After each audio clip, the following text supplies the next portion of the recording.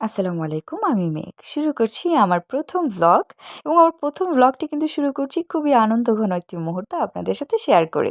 এই যে আমার ছোট্ট সোনা, জাদরান সোনার জন্মদিনের অনুষ্ঠানটি দিয়ে। আজকে তার ২ বছর পূর্তি হলো। সেই উপলক্ষে এত সাজসজ্জা এবং দেখুন সে কিন্তু তার গুটি, গুটি পায়ে অবাক চোখে কি সুন্দর সবকিছু মনোযোগ দিয়ে দেখছে। সবাই তার দীর্ঘায়ু এবং সুস্বাস্থ্যের কামনা করবেন, দোয়ায় রাখবেন এবং তার জীবনটি যেন এমনই লাল, নীল বিভিন্ন রঙের ছোঁয়ায় রঙিন হয়ে ওঠে। আমরা কিন্তু অনুষ্ঠানটি উদযাপন করেছিলাম ঢাকা সিটির খুবই কাছে, বছিলা ব্রিজের সংলগ্ন যে মধুপুর সিটি আছে, তার অপোজিটে গ্রিন ভ্যালি রেস্টুরেন্টে। রেস্টুরেন্টটি খুবই সুন্দর, বিশাল বড় জায়গা নিয়ে করা। বাঁশ এবং কাঠের মনোরম একটি ইন্টেরিয়রে আপনাকে মন্ত্রমুগ্ধ করে রাখবে। অনেক বড় স্পট এবং খুবই সুন্দর কটেজগুলো।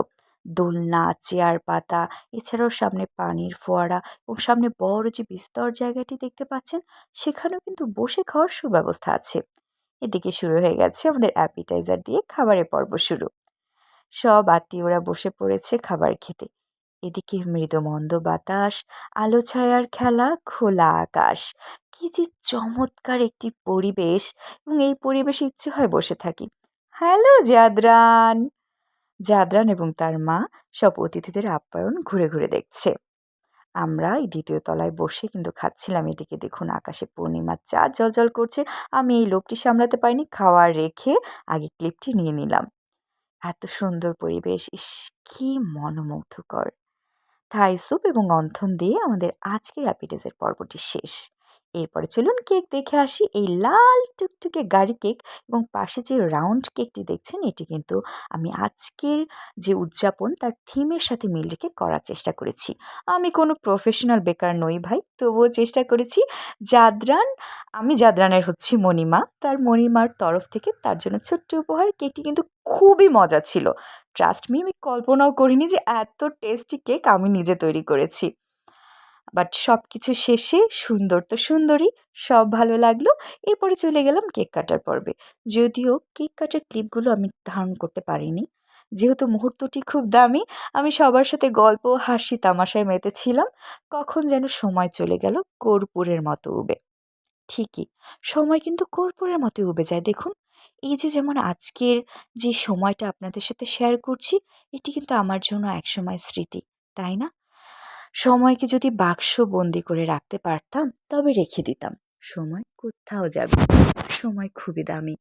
আমি সেই দামি সময়গুলো ক্যাপচার করে রেখেছি আমার মুঠোফোনে। তার কিছু অংশ বিশেষ আপনাদের সাথে শেয়ার করা। বড় আপু, জাদরানের মা, আমাদের আত্মীয়স্বজন, বন্ধু পরিজন সবার সাথে মিলেমিশে ছবি তোলা, হাসি, গল্প। আসলে একেকটা অকেশনেই কিন্তু আমরা মিলি সবাই, তাই না? সবার সাথে একে ছবি তোলার পালা। কখন যেন সময়টা স্বপ্নের মতো করে শেষ হয়ে গেল।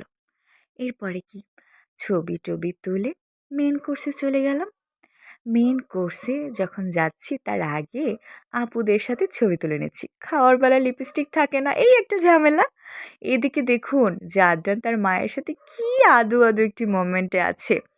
এরপরে আবারও কিছু ছবি। এরপরে কি, খাওয়া দাওয়া, চলে আসা। ফিরে আসার মুহূর্তটা না খুবই অন্যরকম, অদ্ভুত। আমরা ফিরে আসি এক বস্তা স্মৃতি নিয়ে।